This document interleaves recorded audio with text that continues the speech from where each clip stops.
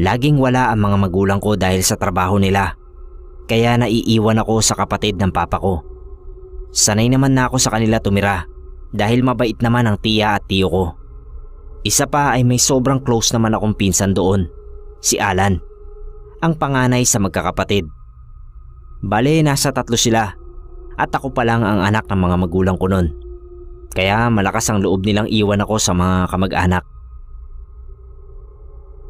Masama pa ang loob ko noon sa mga magulang ko dahil parati silang wala. Lagi ko pang na-open kay Alan ang hinanakit ko sa mga magulang ko. Pero sabi niya lang, intindihin ko ang mga ito dahil para rin naman sa amin ang ginagawa nila. Magkasing edad lang kami ng pinsan kong si Alan. Mabait naman siya kaso masyado siyang maloko. Maraming nagagawang kabalastugan kaya madalas napapagalitan ng tito at tita ko. Pero kahit na ganun, mabait naman siya, lalo na sa mga mahal niya sa buhay. Kaya ganun na lang ang panghihinayang ko sa nangyari sa kanya. Taong 2010 ay nag-outing kami sa Tinoyan Falls, mga kalagitnaan yun ng Mayo. Mahilig kasi ang mga magulang ni Alan na magbakasyon kung saan-saan at hindi papayag na palagpasin ang summer vacation na walang mapupuntahang ibang lugar. Sinama nila ako nun dahil wala akong kasama sa bahay nila kung maiiwan ako. Maggagabi na nun, pakagat na ang dilim nang matapos kaming maligo sa falls.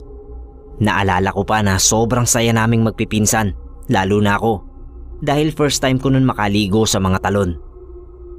Naghahanda na kaming umalis nun dahil hindi pwedeng mag-overnight dun sa lugar. "Pinsan, tara, may papakita ako," sabi sa akin ni Alan noon. Hindi dapat ako sasama nun dahil nagliligpit pa kami at baka mapagalitan kay tiya. Pero nagpumilit si Alan at agad akong hinila.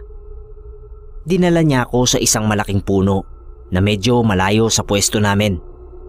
Namangha ako dahil ang daming lumilipad na alitaptap. Kahit kakalubog pa lang ng araw.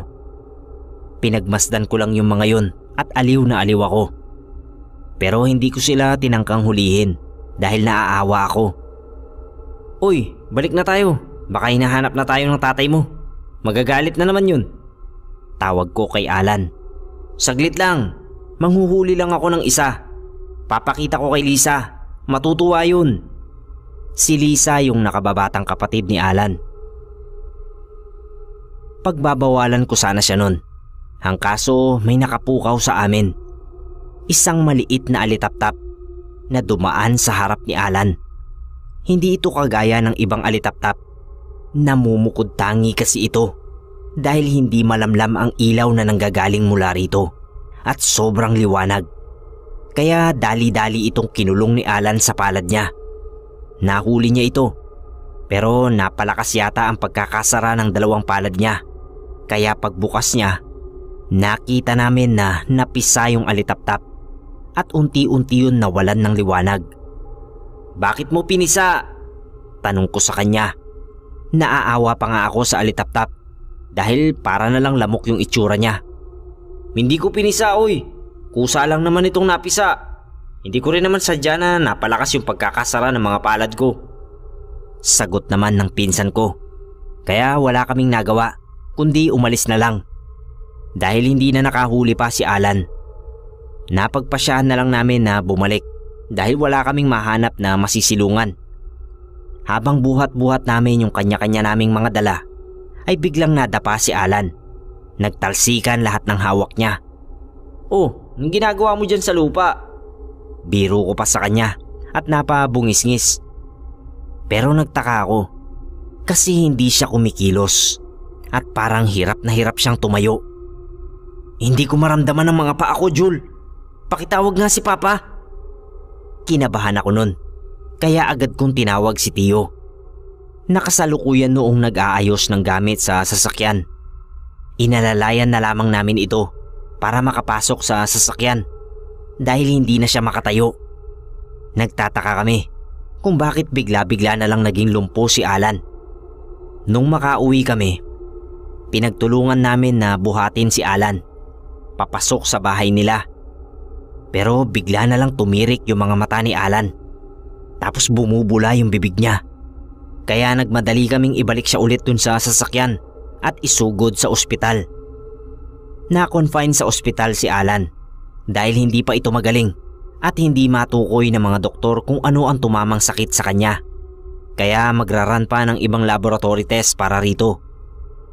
Gabi-gabi hindi mapigilan ni Alan na mapahiyaw dahil sa sumasakit niyang mga binti at paa. Nakikita ko yung pagpalahaw niya dahil minsan ako ang nagbabantay sa kanya.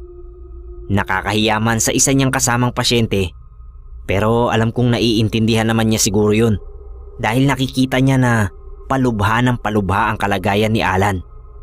Iba na rin kasi ang itsura ni Alan nun. Lumiliit, namamayat at nangingitim yung dating malakas niyang mga binti. Isang gabi, naiwan namin si Alan sa ospital dahil pinauwi muna ako saglit ni Tio at si Tio naman daw ang bahala na bumili ng makakain. Kaya walang nagbabantay kay Alan nun. Pero kampante sila na walang mangyayaring masama kay Alan dahil may kasama naman siya sa kwarto, yung isa pang pasyente. Nagdaan ng mga araw, hindi na makausap si Alan. Hindi na rin siya makakain at tanging pagtulala na lang ang nagagawa niya. Madalas kapag ako nagbabantay kay Alan at sasapit na ang gabi, may nakikita akong pumapasok na mga alitaptap doon sa kwarto ni Alan. Umiikot-ikot yun sa natutulog na si Alan. Tapos bigla na lang lilipad palayo. Sinabi ko sa mga magulang ni Alan ang nangyari bago ang karamdaman ni Alan. At nagsabi ako na tumawag ng albularyo. Dahil naniniwala ako dun sa impluensya na rin ng lola ko sa side ni mama. Pero hindi pumayag si tita. Dahil hindi naman siya naniniwala sa mga ganong bagay. Mga peking doktor lang daw ang mga yon. Kaya wala na akong nagawa. Kinabukasan, unresponsive na si Alan. Kaya agad na pumunta ang doktor at agad siyang ni-revive. Pero hindi na niya nakayanan. Namatay si Alan at lahat kami ay nagluksa. Agad na inasikaso yung burol ni Alan. Lahat kami nagtataka dahil sobrang bilis ng mga pangyayari.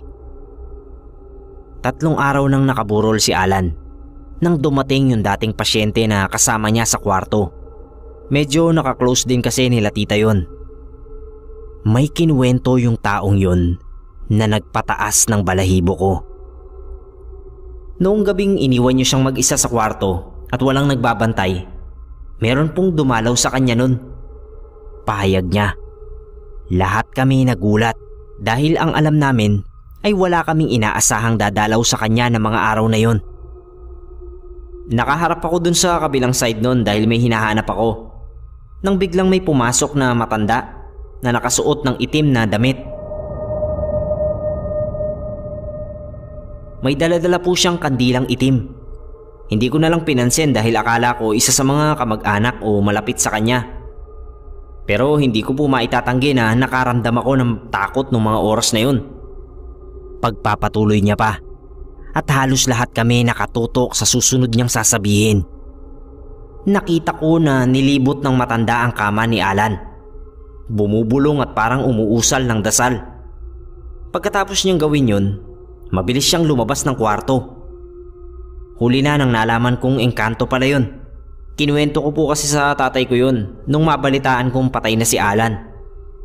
Nagsitindiga ng balahibo ko nun dahil sa takot. Maging yung mga magulang ni Alan ay nag-iba ang ekspresyon. At kahit hindi nila sabihin, alam kong naniniwala na sila dun sa mga sinabi ko dati. Ilang araw bago ang libing ni Alan, napansin ng mga kamag-anak ko na basa ang barong na nakasuot kay Alan. Parang pinagpapawisan na pinagtaka namin. Hindi na sila nag-atubili pa at agad na pumunta sa isang albularyo para malaman kung ano talaga ang nangyari kay Alan. Para na rin siguro sa ikatatahimik nito. Ganoon na lamang ang paghagulgol ng buong kamag-anakan namin. Maging ako nang marinig ko ang sinabi ng albularyo. May pinatay siyang engkanto na nakatira sa isang matandang puno. Sobra kaming nagtaka nun kasi hindi pa nabanggit dun sa albularyo yung tungkol sa alitaptap. Basta ang sabi lang namin, hindi maipaliwanag ang naging karamdaman niya. Sabi pa nung albularyo, hindi rin niya sigurado kung magagawan namin ng paraan yon kung sakaling may nakausap kami agad na kagaya niyang albularyo. Kasi buhay ang kinuha ni Alan.